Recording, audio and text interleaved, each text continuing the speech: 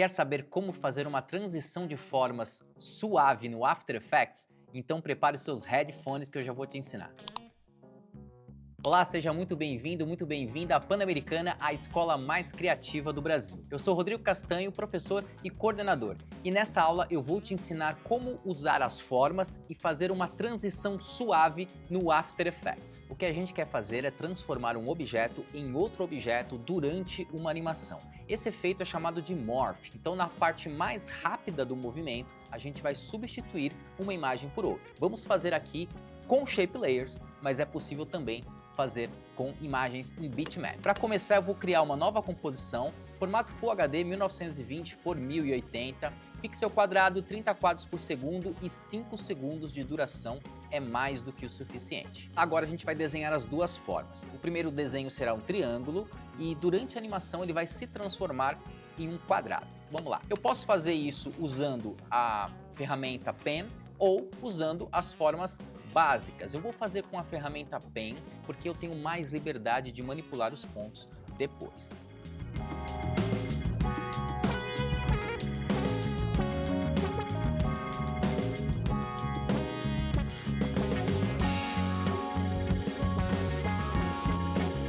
A segunda forma será um quadrado. Então eu vou pegar o desenho de quadrado. Vou certificar que eu não tenho nenhuma layer selecionada. Se eu fizer um novo quadrado, tendo selecionada a primeira camada, eu vou criar duas formas dentro da mesma camada. Eu não quero isso, não vai funcionar dessa forma. Então eu vou clicar fora aqui na timeline, garantindo que eu não tenho nenhuma layer selecionada e vou desenhar o meu quadrado mais ou menos na mesma altura do triângulo. Ferramenta de seleção, coloco ele para o lado aqui agora para a gente comparar.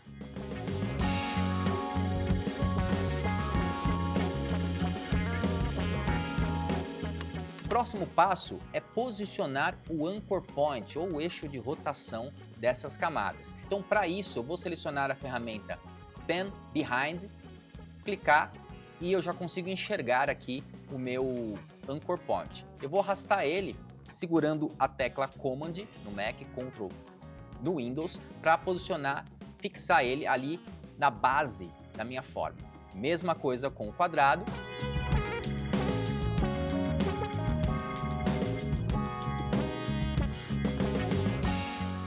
Agora que eu tenho as duas formas desenhadas, é hora de criar a animação.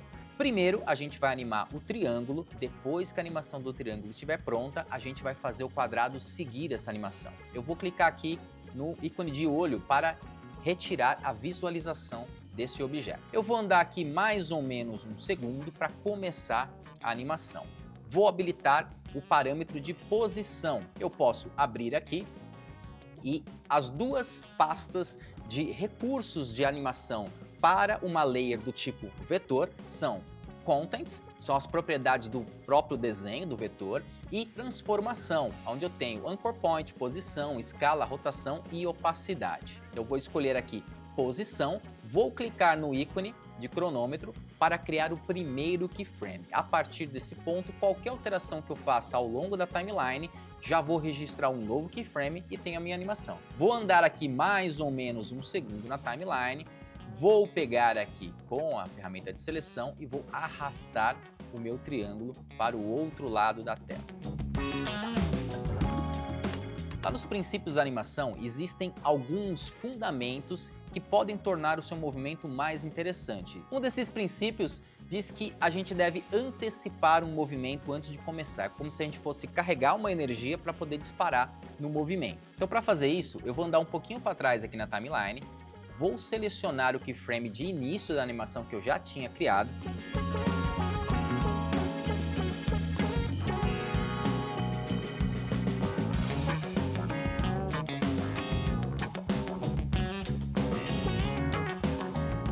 Dá para ficar mais interessante, a gente vai daqui a pouco testar um pouco de time, a distância entre os keyframes, mas antes disso, eu vou acrescentar um novo parâmetro de animação para deixar o movimento ainda mais legal, que será o rotação. Vamos no primeiro keyframe e já vamos ligar aqui o cronômetro de animação de rotação. Quando esse objeto vai para trás, além de puxar ele para trás para carregar energia, eu vou mexer um pouquinho na inclinação dele.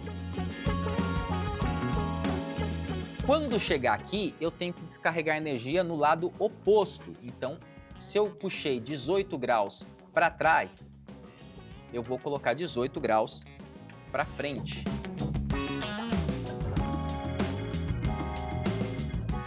O próximo passo, agora que eu tenho todo o meu movimento feito, eu vou aplicar a suavização de velocidade, para que aconteça a animação com um controle maior de aceleração e desaceleração. O que eu vou fazer? Vou selecionar todos os keyframes que eu fiz e apertar a tecla F9. A tecla F9 já aplica a suavização automática de keyframe. Reparem que agora eu tenho o desenho do keyframe um pouquinho diferente, parece ali uma ampulheta ou um desenho de uma maçã mordida. Isso significa que já tem uma suavização automática de aceleração e desaceleração em todos os keyframes. O que eu quero fazer é ter um controle manual dessa aceleração. Para isso eu vou clicar aqui no ícone de editor de gráfico e eu vou visualizar aqui agora o gráfico de aceleração e desaceleração. A regra é bem simples, quanto mais alto tiver o gráfico, mais rápido está o movimento. Quanto mais baixo estiver o gráfico, mais lento será o movimento. Eu quero intensificar essa aceleração e desaceleração. Para isso eu vou selecionar dessa forma, clicando e arrastando, eu pego todos os keyframes que estão nesse ponto. Vai habilitar aqui uma haste Bezier para eu conseguir controlar o desenho desse gráfico. Agora eu posso clicar e arrastar. A ideia é manter esse pico de velocidade bem no centro do movimento.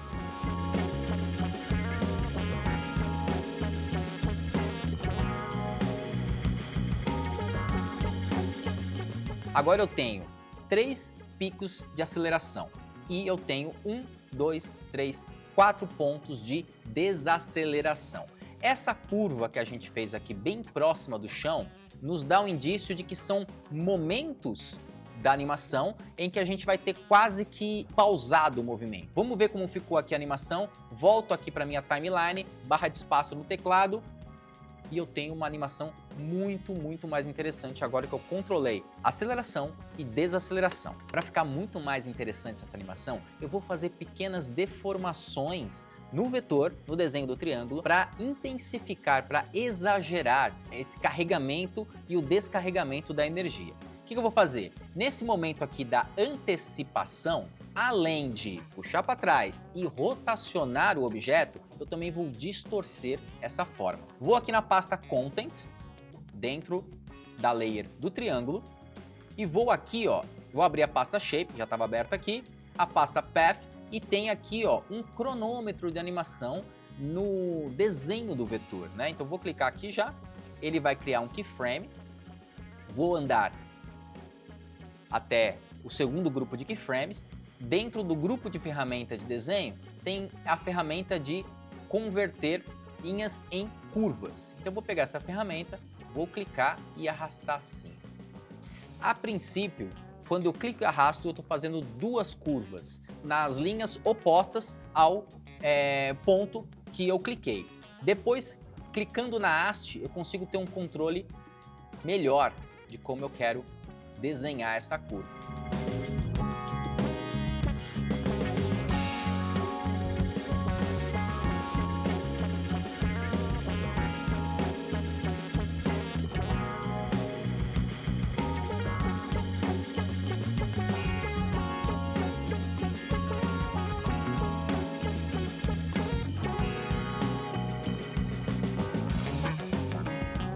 Para melhorar ainda mais, eu vou selecionar todos os keyframes recém-criados e vou teclar F9 no teclado para aplicar a suavização de velocidade novamente.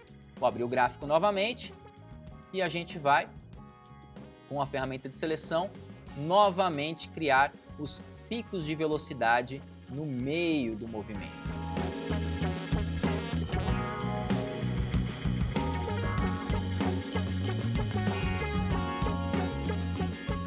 Agora que eu tenho a animação do triângulo toda pronta, é hora da gente trazer o quadrado de volta e animar o quadrado. Existe um recurso muito legal dentro do After Effects que eu consigo fazer com que um objeto siga exatamente o movimento de outro objeto. Para fazer isso, Eu vou voltar com o meu quadrado, vou chegar aqui no começo da minha animação e vou posicionar o quadrado exatamente em cima do triângulo. Feito isso, a partir desse ponto, eu vou criar um parent, uma ligação entre um objeto e outro.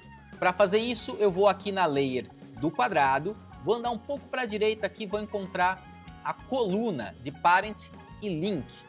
Tem um ícone de espiral, um caracol, que eu posso puxar esse cara e soltar em cima de outra camada. Ao fazer isso, já reconheço aqui que a camada do quadrado está seguindo todos os movimentos da camada do triângulo. Tudo que eu configurei na animação do triângulo será aplicada à animação do quadrado. A única coisa que eu não consigo fazer e seguir é a deformação das linhas. Para fazer isso, eu vou selecionar aqui a layer do quadrado, vou abrir os parâmetros de transformação e encontrei aqui a pasta de retângulo. Dentro da pasta de retângulo, eu não encontro aqui o parâmetro Path para eu conseguir editar as linhas e pontos. Por quê? O triângulo eu desenhei manualmente com a ferramenta Pen e o quadrado eu usei a forma pronta do quadrado. Se eu clicar com o botão direito em cima aqui dessa pastinha Rectangle Path 1, eu vou ter aqui, ó, converter para Bezier. Significa que ele deixa de ser aquela forma definida de um quadrado e passa a ser um desenho livre. E agora sim, eu consigo editar pontos e linhas.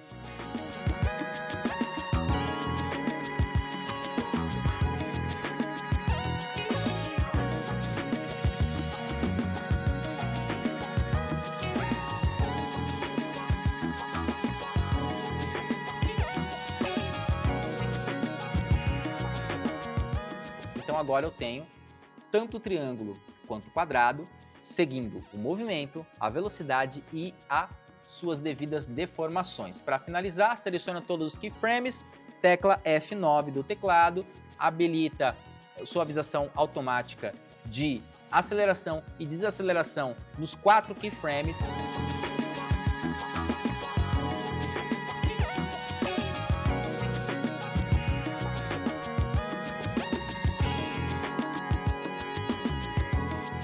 Agora vem o grande truque. Como que eu vou fazer para que o triângulo deixe de existir e o quadrado passe a existir?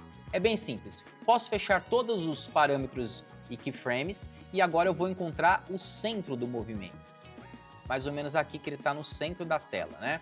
Para fazer isso, eu posso teclar U, abrir o gráfico e encontrar exatamente isso aqui, ó, o momento de maior aceleração.